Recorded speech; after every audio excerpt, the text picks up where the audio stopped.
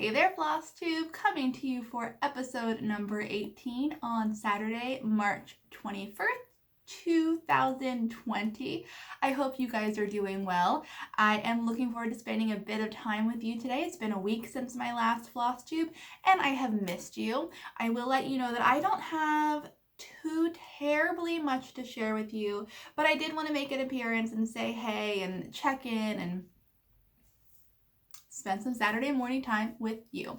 So we'll see how long this goes. We'll see how long-winded I can be. Generally, I'm not too long-winded. But anyway, let's do this. So yesterday was my birthday. It was a bit non-traditional.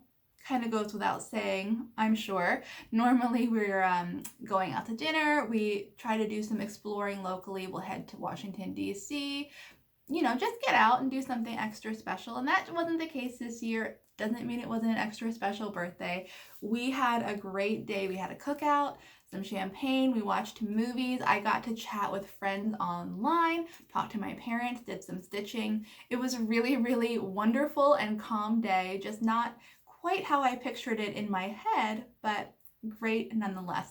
I do have to say the very hardest part of the day was knowing that I'm not going to see my parents to celebrate because of safety. This is just how it is. I want my parents to stay safe, and that means I won't necessarily be seeing them on my birthday this year, but we will celebrate soon. And I got to talk to them, and it is what it is.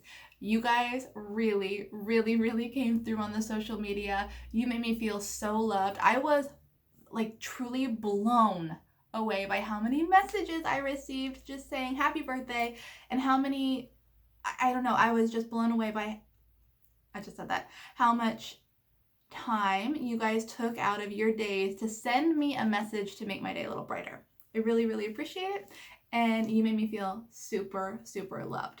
So moving forward, you have a 37-year-old Liz, which is weird, by the way. In my head, I'm like 27 tops.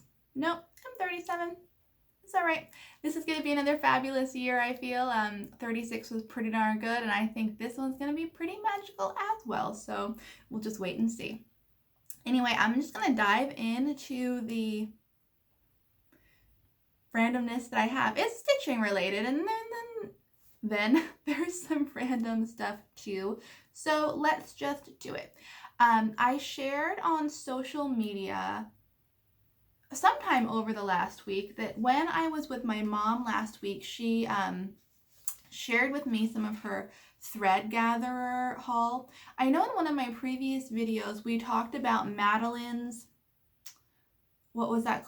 It was a red color from the thread gatherer, Madelyn's coat, Madelyn's red, Madelyn's something, a gorgeous red color. So when I was at her house last weekend, I was printing, I also went through her stash of thread gatherer silk, and she kindly said I could take some pieces home that really inspired me. You can see it's very much a spring palette, so these silks are going to make their way into patterns, and they are just so gorgeous.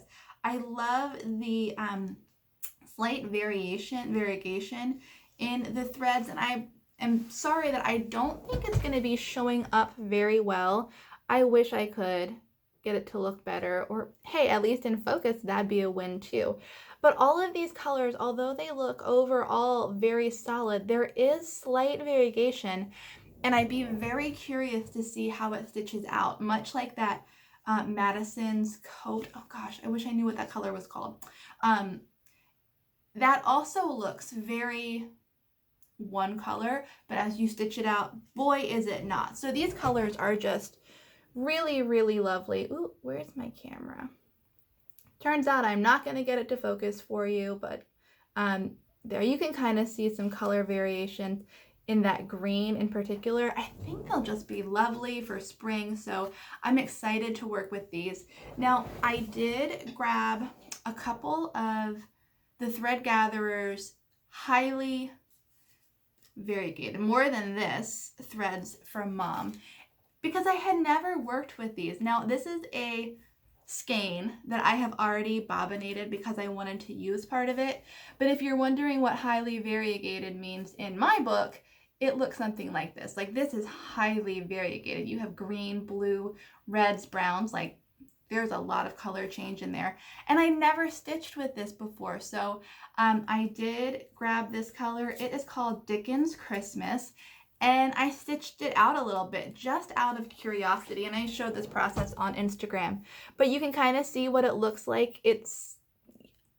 I think that there are some places that a variegated thread like this would be just so lovely. So I'm gonna try to incorporate some of this in my future designs, but boy was it fun to stitch with. As you're going, you're like, what's coming next?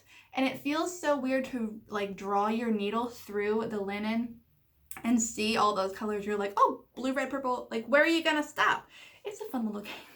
It's a fun little game that I enjoyed playing. So that is Dickens Christmas by the Thread Gatherer, just one of her lovely colors, and I think you'll be seeing those appear in my designs in the near future.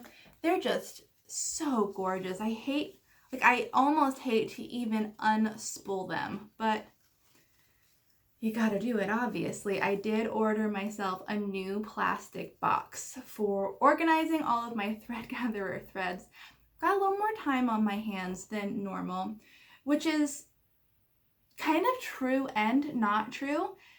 Doesn't it feel like, it feels like I should have more time on my hands because, you know, I am sheltering in place right now. But the truth is, I work from home, so this actually isn't that terribly different, except that Joe's here with me more. So anyway, I don't know how I got on that tangent. We're not really going to get into that. That's the most that I'm going to touch on that, not because I'm not aware and vigilant. I am, but I want this video to be a bit of a bright spot. So that's all we're going to say about that for today. Yes, I've been bobbinating and organizing in all my extra but not extra free time. So these will get bobbinated and put in that box. What else? So last week, I did my last Floss Tube video on a Friday. It's the day I'm aiming for every week. Doesn't mean it will always happen, like today's a Saturday. But I did my last video on Friday, and then Saturday, I did a live stitch with me on Instagram. And that was really, really fun. I didn't think that I would have things to say, so that's why I was like, I'm also going to be stitching. But you guys, it was so awesome to be like in real time conversating, having real-time conversations with you guys, and I definitely see more Stitch With Me videos coming, maybe tomorrow. In reality, they are not really Stitch With Me because I think for that hour that I chatted with you, I got maybe like, what was it, 40, 80 stitches in. Not many stitches at all, but it was just so nice to be able to talk to you in real time, live, one on many, however many people joined me that day. And more are coming because I think in this kind of time that we're in, any social interaction we can have is good. So I will, of course, let you know when I'm going to do that again, as long as it's planned. But I am going to do another maybe tomorrow or early next week. And I'll be sure to let you know. I hope you can join me. Grab your stitching. I will get no stitching done, but we can chat nonetheless. And I do really appreciate anybody who hopped on and dropped a little note or spent some time with me last week. It was really, really fun.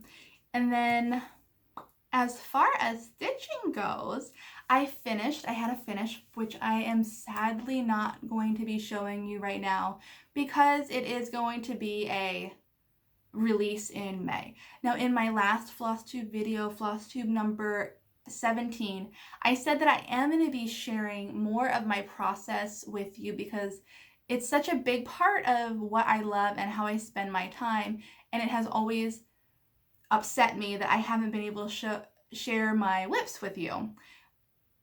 And I'm going to start doing that. I'm going to share a whip with you today. However, since this piece is officially done, and to show it now would be to be showing the entire thing off, I'm going to put hold on that and wait until my reveal video of my next 4 designs coming in May to share that with you. But I did in fact have a finish of the piece that I showed in my last Floss Tube video and in my Stitch With Me video, if you saw that. Done, coming soon. So I have moved right along because I've learned that I can't not have something that I am working on and stitching on at the moment, because I'm just a happier person and I'm looking for all the happiness I can get these days. So I told you before that my next piece was going to be a reproduction, and in fact it is. This is the piece I'm doing, and I have charted it and I'm starting to work on it. So let me show you what I've gotten done, and then we can kind of talk stitching. I have at this point the top row and part of the top border done. Not too terribly much, but there are some fun things about this for me. It's on 40 count, you guys. I'm doing it and kind of loving it.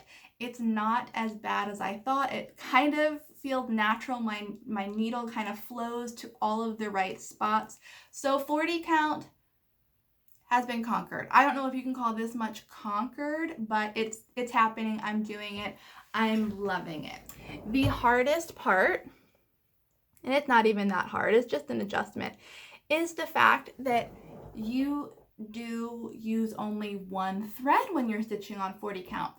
I started with A, obviously, and in fact I started with 2 threads. I was like, I'm gonna see how I can do it. Like, I really like a full coverage. So I did try the A with 2 over 2, and it was so much harder to work that I decided to switch it to 1 over 2, as is traditional with cross stitch.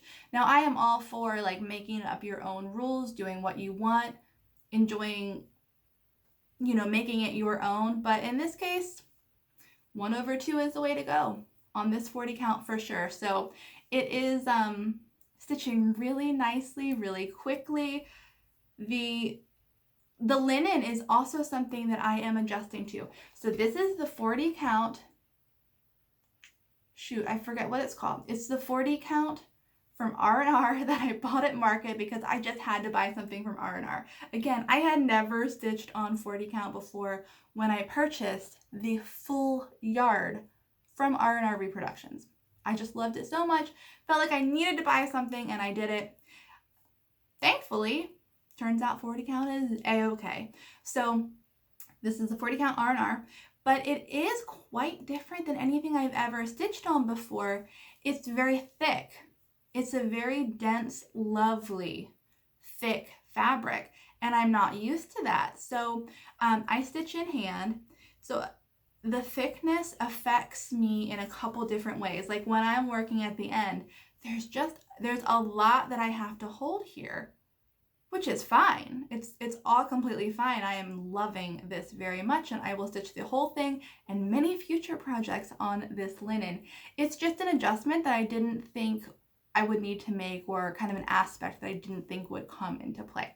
So it's just a lot to hold. It's a thick, plush, dense linen, which again is just lovely. So it's a lot to hold in your hand if you're a stitch in hand kind of person. And also because it is so thick and dense, this is going to be a little bit hard to describe, but I think you guys, you'll know what I'm saying. I have to turn the needle more sharply than I'm used to get it to go into the holes, if that makes sense. It's not so much an open weave that I can just kind of like sail through. It's more like a turn, turn, turn. Does that make sense? I think it does. Which is creating a little sore spot on my finger. So just some adjustments I need to make. It's like when you started stitching for the very first time. You make adjustments as you go and you get in your technique and in your pattern. I'm learning.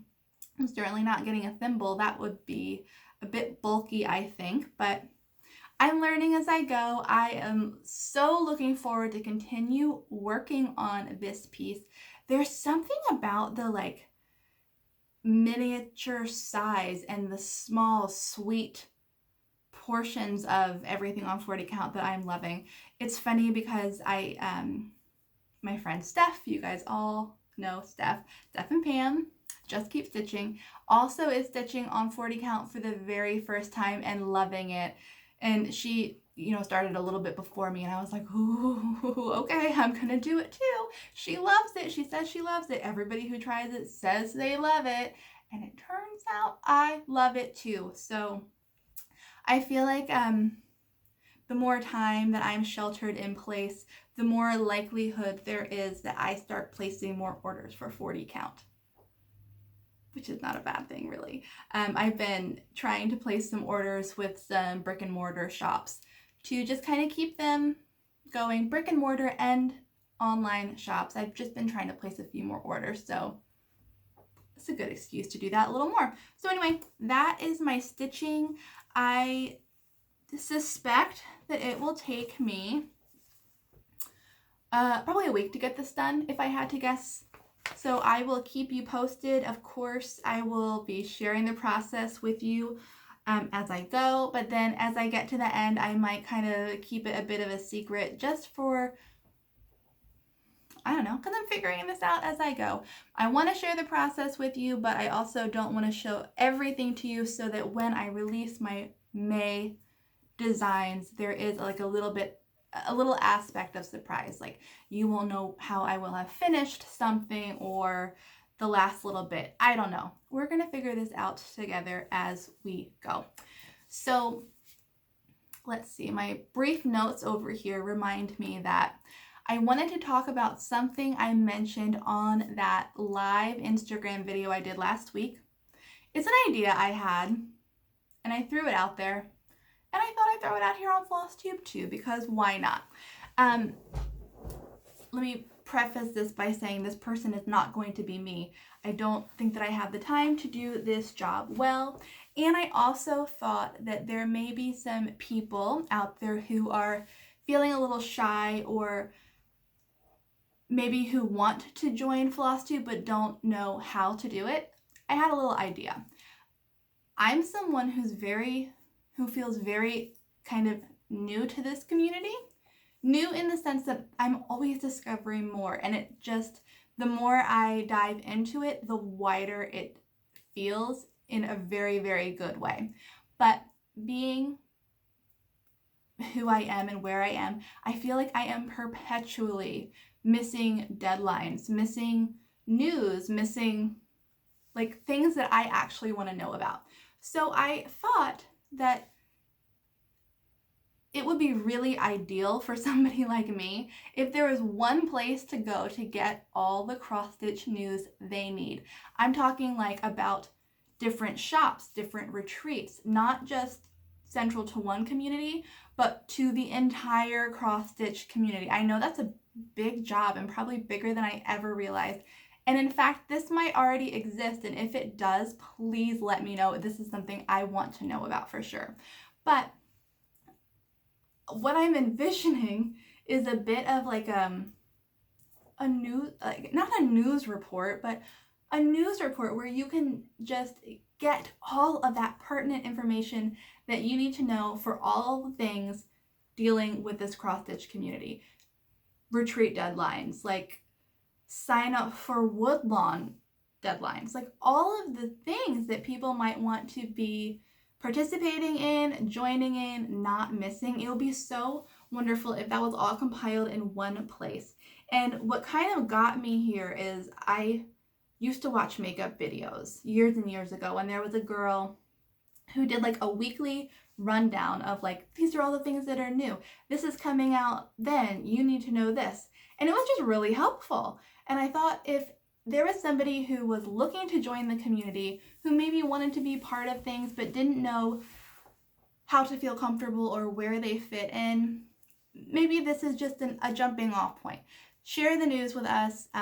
It's a great way to really connect with everybody because you would be sourcing all of the information. I don't know. I'll leave it there. I could probably talk about this and try to explain it more for quite a while. But if that's something that piques your interest, or if you have a friend who's maybe like afraid to dive in, this might be a really great way to do it.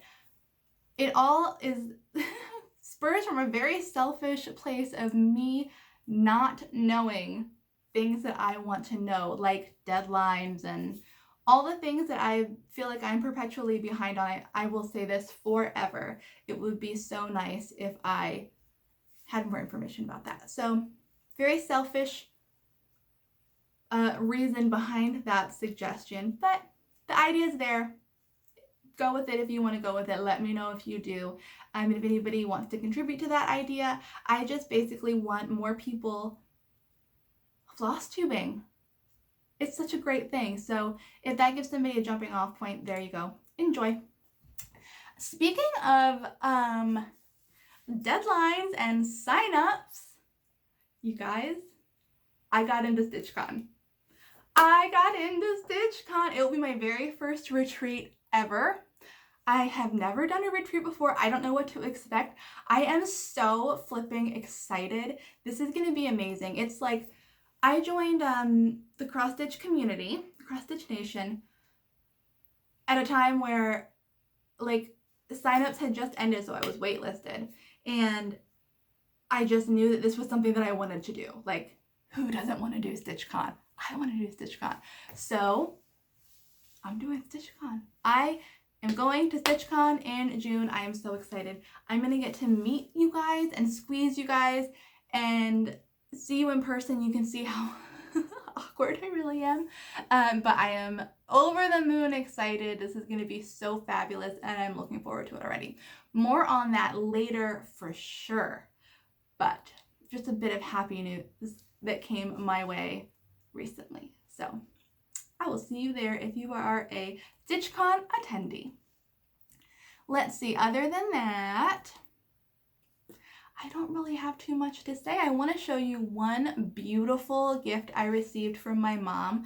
I'm headed up to see her so that I can do some printing after I'm done filming, because you know, we're all doing a lot of stitching, and that means a lot of charts need to be made, so I will keep making them. Printers keep on printing.